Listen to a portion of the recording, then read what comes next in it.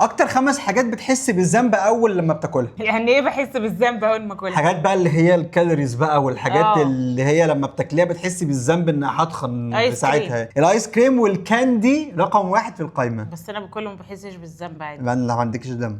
شكرا. تمام.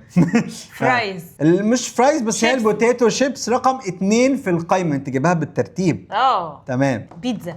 البيتزا مش في برجر. يعني بصي، هو البيتزا البرجر هو الفاست فود عامة، هو أقل واحد فيهم هو رقم 5 يعني. بس رقم 1 يعني الناس بتحس بالذنب برضو فيه، بس رقم 1 ده أعلى ذنب، ورقم 5 أعلى ذنب. ده أقل ذنب. وعارفة بتاعت الفاست فود دي، أنا قريت إن هو ليه فاست فود أقل حاجة؟ ليه؟ لأن بقى حتى لو الكالوريز فيه عالية جدا، بس بقى حاجة طبيعية وسط الناس إن هي تاكل فاست فود، محدش ما بيحس بالذنب. ما بقى خلاص الناس بقى جلدها تخين من الآخر كده.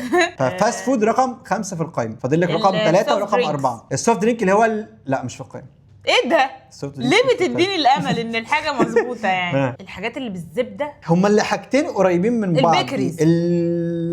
ديزرت. الكيك رقم 3 في القائمة. ماشي، كيك يعتبر ديزرت. والبيستريز رقم 4 في القائمة. يعني جبتهم مظبوط اهو. الله ينور عليك يا معلم. انت طبعا انت ملكة الذنب.